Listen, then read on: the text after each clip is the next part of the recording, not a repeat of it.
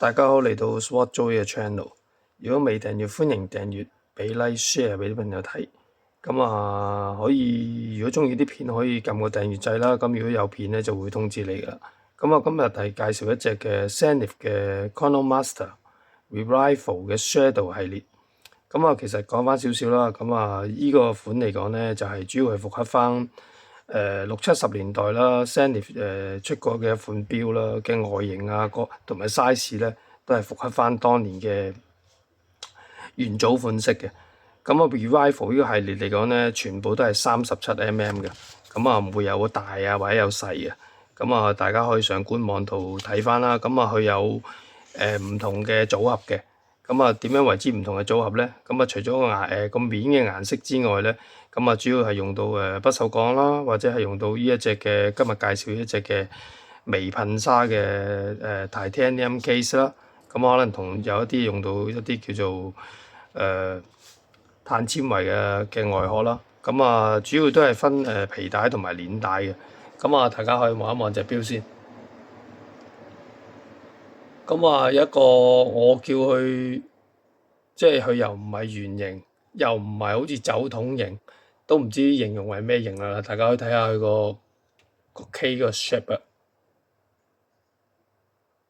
側邊咁樣斜咗落去嘅，用一個凸鏡嘅設計，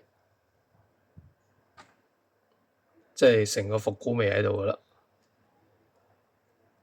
呢個 size 係37mm啦。配一條咧，稱之為佢叫做Linda 嘅，即係叫梯形嘅一個鈦金屬嘅鏈帶。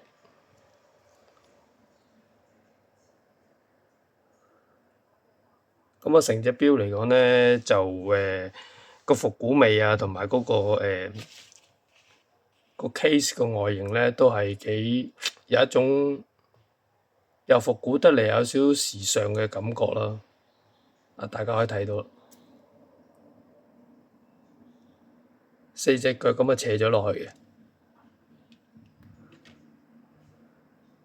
依個係用到一個Titanium case 啦，同埋一個 Titanium 嘅鏈帶啦。用咗一個叫做微噴砂啦，即係一個噴砂嘅技術啦。將成個外殼啊，同埋成條鏈帶咧，都係一個啞黑色嘅，即係外形喺度嘅。呢隻錶嚟講會賣嘅，係大概2個月錶嘅，全套 full set 全齊嘅啦，係啦，有保養嘅，保養有5年嘅，去到2031年。呢隻錶基本上就99新以上嘅啦，即係基本上都係拆個帶咁喺屋企試下戴下咁樣就放低咗嘅啦。定價嚟講咧，就係可以上官網睇到嘅啦，80,500蚊。而家 full set 全齊啦，基本上都全新錶一樣啦。一個相當之筍嘅價錢啦，38,800。有興趣可以直接 WhatsApp 我91806800。個型號因為水蛇春咁長啦，可以上官網可以 check 到噶啦。呢個系列咧就係 Chronomaster 嘅 Revival Shadow 嘅系列。大家可以望一望個錶面先。除咗一個凸鏡嘅設計啦。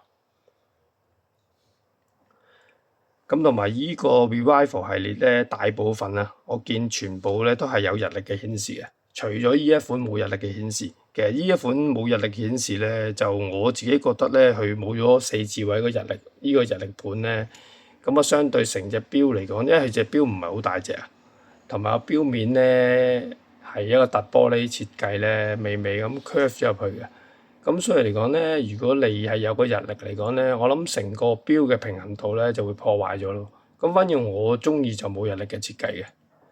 同埋大家唔知有冇留意咧，佢呢個計時針咧側邊呢啲刻度咧，其他 Revival 嘅系列咧係有嗰個嘅路軌刻度嘅，但係依個款嚟講係冇咗嘅，係冇咗嘅。即係5分鐘啦、10分鐘啦、15啦咁樣之間冇咗嗰啲刻度嘅。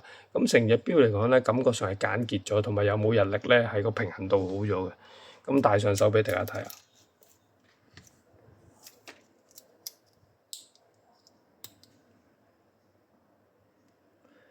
咁佢37mm嘅，咁我度過咧，呢個位係真係37mm嘅。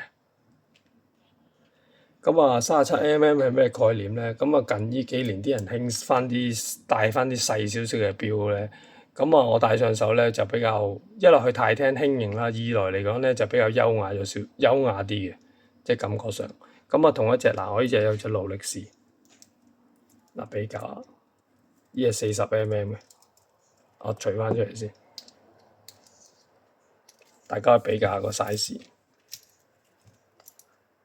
呢係37，呢係40，大家甩同甩個長度係差唔多嘅。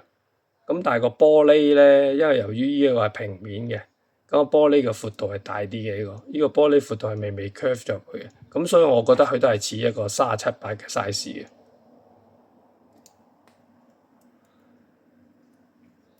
嗱，俾你睇下底啦，咁我底用到一個 L Primero 嘅282嘅36000轉嘅 L Primero 機芯啦。咁啊，50小時嘅 at least 50小時嘅動力儲備啦，50米嘅防水啦。咁呢啲都唔使講噶啦，基本上玩得 Zenith 基本上都係玩 L Primero 嘅36000機芯噶啦。咁啊，成隻錶俾我感覺係好即係有啲復古啦、簡潔啦，同埋戴上手好輕盈嘅個感覺。咁個錶面就比較係平衡度高啲啦，冇咗日曆啦。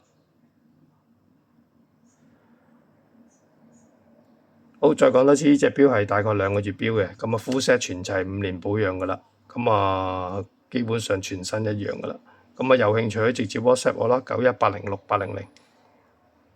好，今日介紹咁多，多謝大家。